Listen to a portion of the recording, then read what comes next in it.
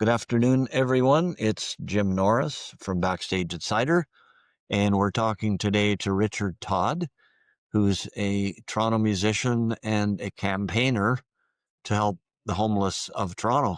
How are you doing today, Richard? Very well, Jim. How are you?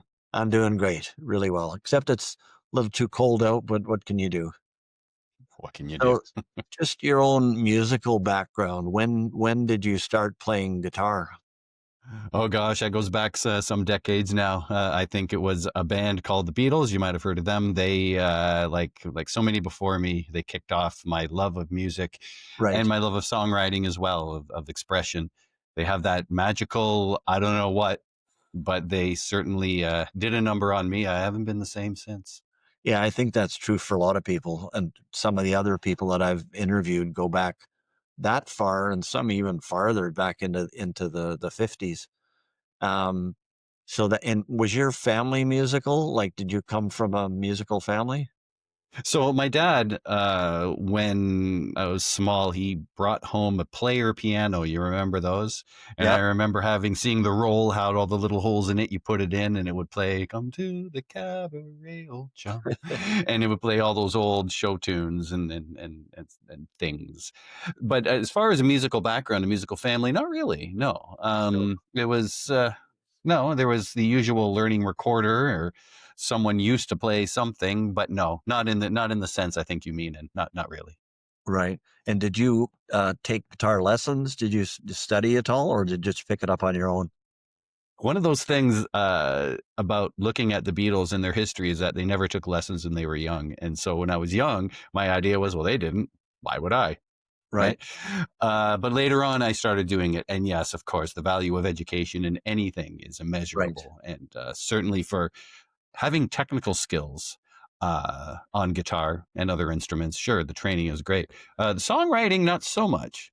I think that's something that comes more. I don't know how you can teach that. Some people do. I have no idea how. I think that comes more organically. I think so. I mean, with a lot of the instruction on songwriting, it's more on the business that's valuable, what to do when you have a song and make sure you get paid and joining SOCAN and all those countless things. And then the other thing is just collaborating, which some people need some help with, just to, get involved with other songwriters. And a lot of people work really well that way. Sure. And then the other thing is, a lot of songwriters go to a place like Nashville where there's an infrastructure there for songwriters that's huge.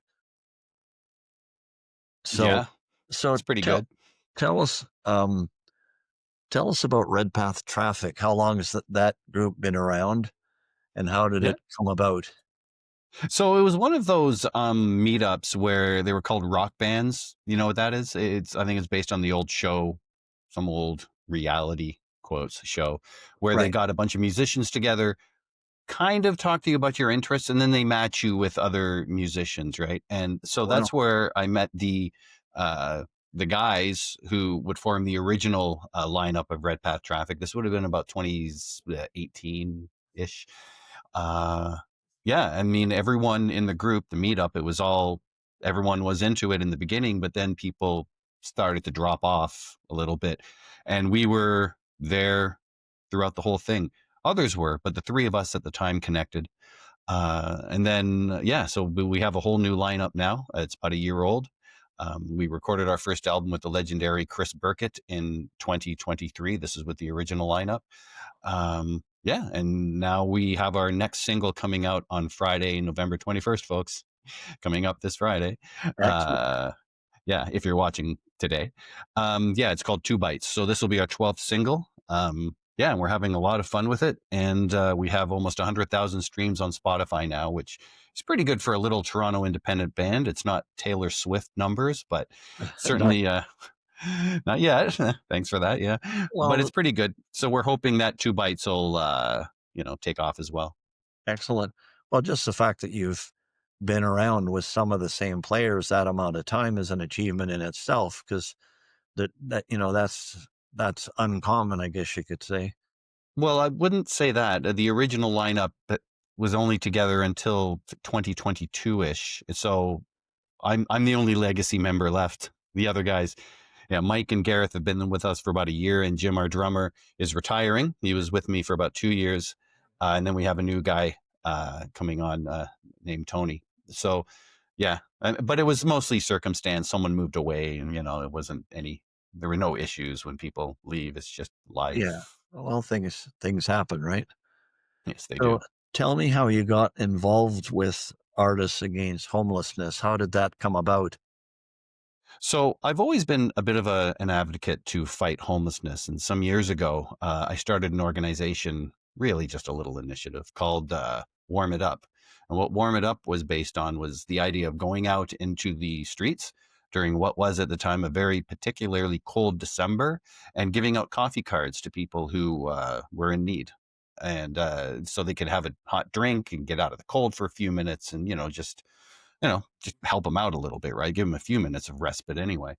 That later morphed into something called Sock Patrol, where we would go out and give out pairs of socks to people outside homeless shelters or people who were on the street clearly in need of things.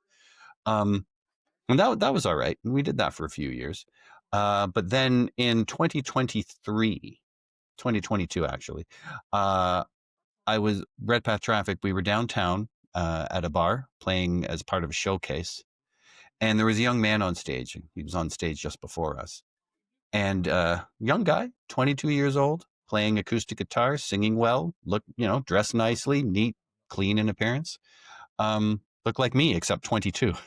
Right. And he at the end of his set, he said to people, he said to the audience, "Does anyone here have a place I can stay tonight? I don't have a bed. I don't, I don't have anywhere to go." Well, He's just looking for a bed or a couch. And what it really hit home with me was that a lot of times we think of homeless people, we get that stereotypical image in our head, right? Disheveled clothes and, and whatnot. But this really hit home that homelessness has many faces. And there are many stories behind every person who is vulnerable right now.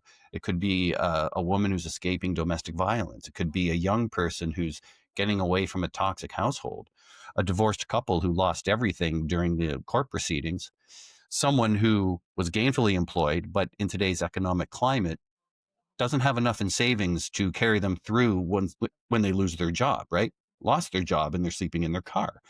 So many stories out there, and not one face is the same. And it really hit home to me or the idea hit home that I should tell the story in song. And the song's called "The Forgotten Homelessness." And Artists Against Homelessness was a collective ensemble that Chris Burkett and I put together to help promote the song and the message. that's excellent. Yeah, as you say, people have an image of the typical sort of television look at a homeless person, but they're all kinds of different people. Some are very educated, have had very successful careers and family lives.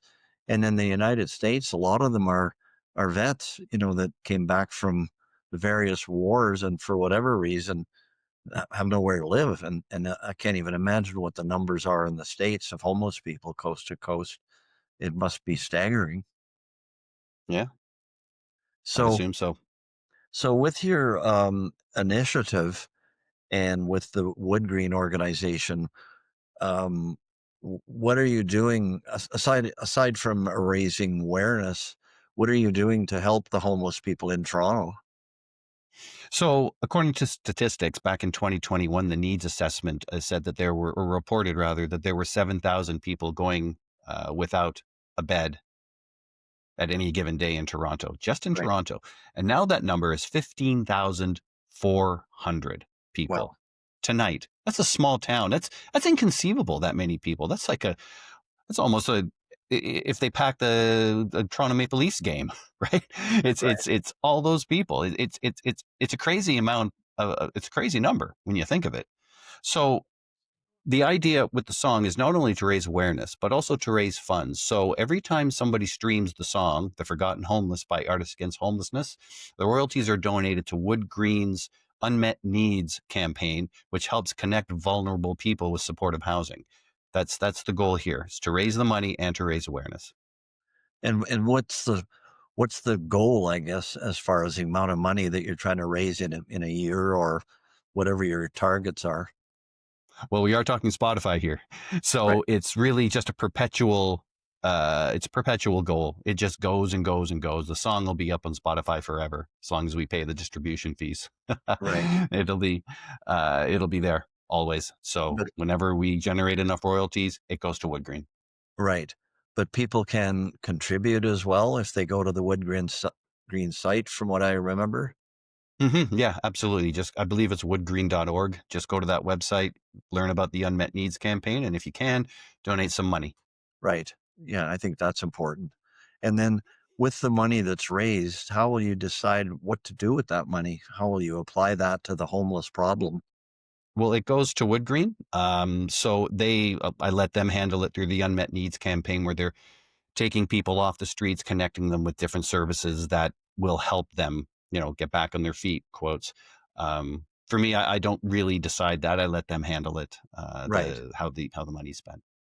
Right. But it's a good campaign though. It really is. Excellent.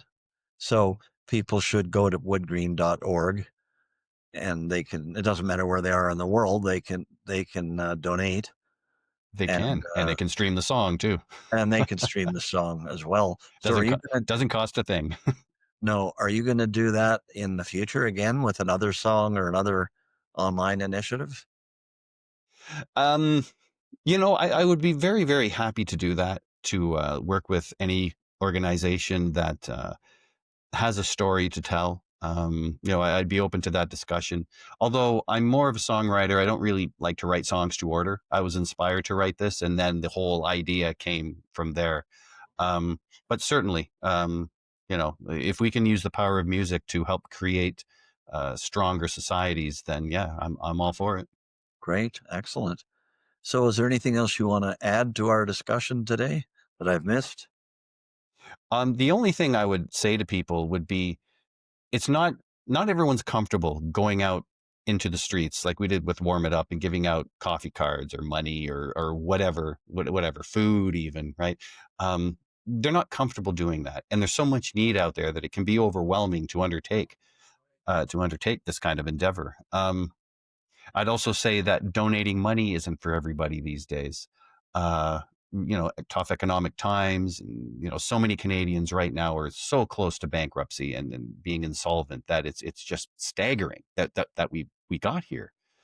So streaming the song is a very, very effective way to help solve homelessness without having to go out into the streets and engaging with people, without having to take money out of your own pockets. It's free to stream it once, stream it lots, and please share it. So let's really try to help with these initiatives to help not only solve homelessness now, but prevent it from being too normalized in our society, and help stem the tide, because we're at crisis level now, and we really need to take action, not wait for other entities and organizations to do it. I think it's something that we need to do as a community For today. sure. And streaming the song it's a small step, but it certainly is a progressive step.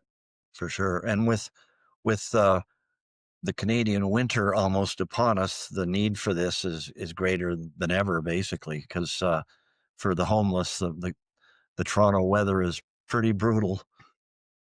Well, it's the weather. Yeah, sure. And winter, I mean, certainly the summertime is a little bit easier to get through than the Canadian winter, but it's also the safety aspect too, when we're talking women and young people, and who are out there without a lot of security or any security.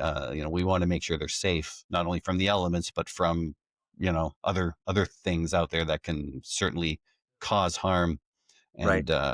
and block any path to a better, more secure life. Great. Excellent. Well, thanks a lot, Richard, for your time, and all the best in this. And I'll let you know when this runs, and we'll put the link on there as well so that people can not only go to Woodgreen, but can also stream the song as well. Wonderful. Well, All thank you right. so much, Jim. I Thank you. appreciate the opportunity to come on the show. No problem. Take care. All right, you too. Bye now.